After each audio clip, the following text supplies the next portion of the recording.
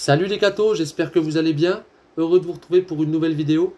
Voilà, aujourd'hui les cathos, à la suite de ce lundi 15 août 2022, je vous fais cette petite vidéo pour essayer de comprendre, en ce jour de l'Assomption de la Vierge Marie, les 4 dernières phrases de ce texte dogmatique qui a été faite par le pape Pie XII le 1er novembre 1950. Et nous allons essayer de comprendre pourquoi est-il important de croire en tous les dogmes de l'Église catholique. Et surtout, est-il dangereux de ne pas adhérer même à un dogme, même un seul dogme.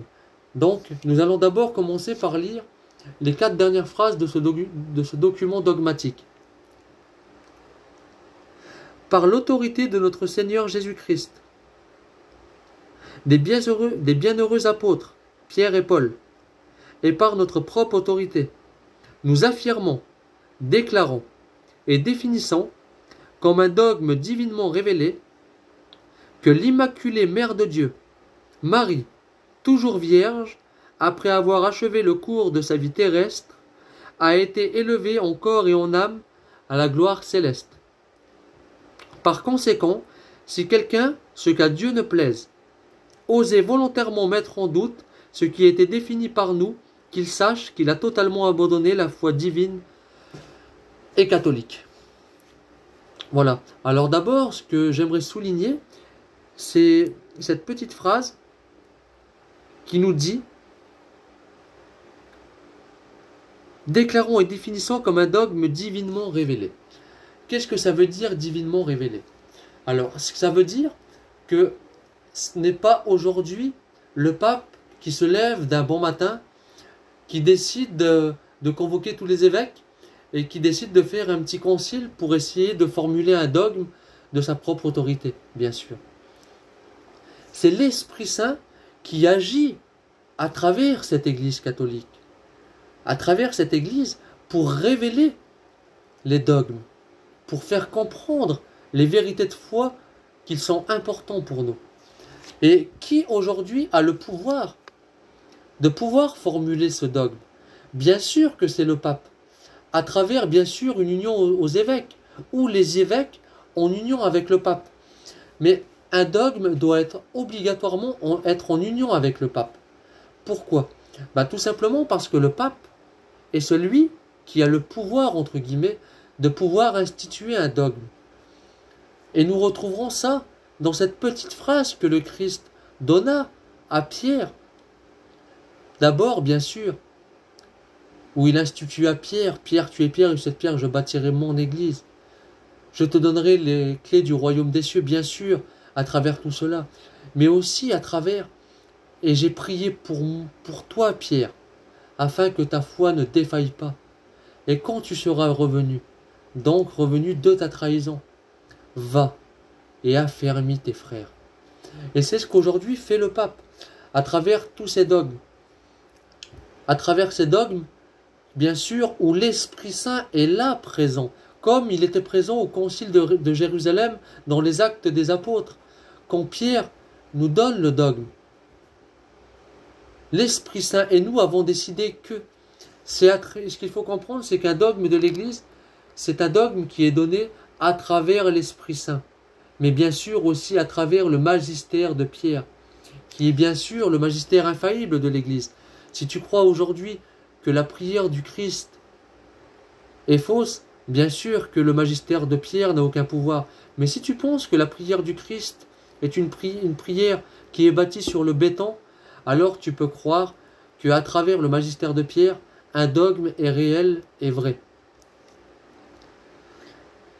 Et j'aimerais aussi souligner cette importance de cette phrase, que si quelqu'un n'adhère pas volontairement qu'il a à un dogme de l'Église, qu'il a abandonné la foi divine et catholique. C'est très important de comprendre cela. Parce qu'aujourd'hui, imaginez-vous, si vous commencez à douter d'un dogme, seulement un dogme, qu'est-ce qui se passe? Si on commence à mettre en doute un seul dogme, d'abord, nous sortons de la foi catholique. Mais nous sortons de la foi catholique dans une série d'effets en chaîne. Pourquoi? Si un dogme est faux, si un dogme est faux? Eh bien peut-être que d'autres dogmes avant cela ont été faux. Peut-être que d'autres dogmes après ont été faux. Si un dogme est faux, ben c'est peut-être que l'Église n'est peut-être pas colonne et appui de la vérité. 1 Timothée 3,15. Si un dogme est faux, ben c'est peut-être que le pape n'a pas de magistère. Et si le pape n'a pas de magistère, c'est peut-être qu'il n'est pas infaillible. Et s'il n'est pas infaillible, etc., etc. Et si l'Église est fausse, c'est peut-être que la Bible est fausse, comme c'est elle qui a institué le nombre de livres, etc., etc., etc. Et aujourd'hui, on ne peut pas prendre la foi catholique 10%, 20% ou même 90%. La foi catholique est quelque chose que l'on doit adhérer à 100%. Même si, parfois, il y a des choses qui, bien sûr, sont compliquées pour nous, que nous n'avons peut-être pas tout compris. Mais ce n'est pas parce que nous n'avons pas tout compris qu'il faut remettre en doute l'autorité de l'Église et surtout l'autorité du dogme. Ne pas comprendre quelque chose, c'est un fait, mais aller contre ce que l'Église dit, c'est un autre fait. J'aimerais essayer de vous faire comprendre cela à travers ce qu'on appelle le symbole dit d'Athanase. Le symbole dit d'Athanase fait partie des 3 credos œcuméniques avec le symbole des apôtres et le symbole de Nicée-Constantinople. Donc, c'est l'un des premiers symboles, avec ces 2 autres, institués à l'époque par les apôtres et les saints-pères par la suite. Et je vous ai pris note, bien sûr, dans ce texte du symbole dit d'Athanase, de ces 2 premières lignes qui sont très importantes pour notre vidéo. Regardez. Quiconque veut être sauvé doit avant tout tenir la foi catholique. Tenir la foi catholique, c'est la tenir en plénitude, comme je vous expliquais. C'est pas la tenir à 99,9%. C'est la tenir à 100%. Ne jamais douter d'elle. Pourquoi? Parce qu'elle est colonne et appui de la vérité. Parce que le Christ est la tête de l'Église. Et nous sommes son corps, nous sommes ses membres. Et celui qui est attaché au Christ ne peut pas douter, même à 0,1%, de ce qui l'accroche à lui. Et aujourd'hui, l'Église est là pour te faire comprendre ce qu'est le Christ, qui est le Christ, à travers l'Esprit Saint qui la guide. Et tu dois absolument y adhérer à 100%. En 2e ligne, il est écrit « S'il ne la garde pas entièrement pure, donc la foi catholique, il périra sans aucun doute pour l'éternité. » Qu'est-ce que ça veut dire ça? Ces paroles sont fortes, mais bien sûr, il ne faut pas en avoir peur. Cela veut dire que le doute pourrait te faire croire qu'une autre église peut te sauver. Et ça ne fonctionne pas comme ça. Aujourd'hui, ce qu'il faut comprendre, c'est que ce n'est pas l'église en elle-même qui sauve. Pourquoi? Parce que dans ces cas-là, ça voudrait dire que les 10 000 églises de sorte, parce qu'il y a au moins 10 000 églises de sorte, les évangéliques, les baptistes, les catholiques, les orthodoxes, etc., etc., etc., ce qui voudrait dire que si c'est l'Église qui sauve, les autres églises seraient perdues. C'est le Christ qui sauve aujourd'hui, comme depuis toujours. Qu'est-ce qu'il nous dit le Christ? Nul ne va au Père sans passer par moi. Ce qui veut dire que pour être sauvé les cathos, il faut passer par le Christ. C'est lui qui sauve. C'est lui qui s'est mis sur la croix, c'est lui qui est descendu aux enfers, et c'est lui qui ouvre les portes du paradis. Si nous voulons être sauvés, il faut passer par le Christ, bien sûr.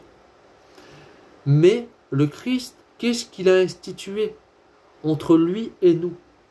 C'est ça qui est important. Bien sûr qu'il n'y a rien du tout entre le Christ et le Père. Il n'y a rien. Mais qu'est-ce qu'il y a entre le Christ et nous? Il y a sa Sainte Église. Sa Sainte Église qu'il a instituée. 1 Timothée 3,15, l'Église est colonne et appui de la vérité. Et aujourd'hui, pour aller au Christ, il est important de passer par son Église, qui nous donne les sacrements, qui nous donne tout ce qu'il faut, les saints dogmes, pour nous donner la vérité et pour nous conduire dans le chemin que le Christ veut. Et une fois que nous sommes au Christ, lui s'occupera de nous. Et comme il nous l'a promis, nous emmènera au Père. Et c'est ça. Le Père, le Christ nous y amène. Mais aujourd'hui, ce qui nous amène au Christ, c'est l'Église. C'est la foi de l'Église qui tient bon depuis les apôtres jusqu'au Saint-Père et jusqu'à aujourd'hui. Et c'est pour ça qu'il est bon de croire au dogme de l'Église. Et c'est ça, et c'est bon de croire que c'est l'Église qui a été instituée par le Christ, qui aujourd'hui détient la doctrine universelle pour le salut. Et c'est ce qu'est un dogme, en fait, une vérité de foi qui te conduit sur le chemin du salut pour te rendre meilleur aujourd'hui. Et si aujourd'hui tu crois que l'Esprit Saint passe à travers le magistère infaillible du pape, comme le Christ nous l'a promis, si tu crois que la prière du Christ est bonne et réelle et qu'elle est sûre, alors aujourd'hui crois au dogme de l'Église catholique quand ils te disent que la Vierge Marie est montée corps et âme à la gloire céleste. Crois-y. Si tu penses aujourd'hui que le pain après la consécration devient le corps du Christ, le vin devient le sang du Christ après la consécration, si tu crois en ça, sache que tu es toujours dans la vérité de foi de l'Église catholique. Et tiens ferme à cela, tiens au dogme de l'Église catholique. Aujourd'hui, sans les dogmes, où serions-nous? Évangéliques, baptistes, témoins de Jéhovah, musulmans, juifs. Aujourd'hui, il est important de s'accrocher à l'Église qui nous conduit vers le Christ. Le Christ nous conduira vers le Père. Amen.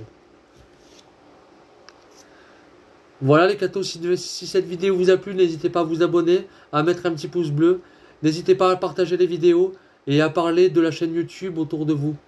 Voilà, merci à tous, que Dieu vous bénisse et à plus les cathos.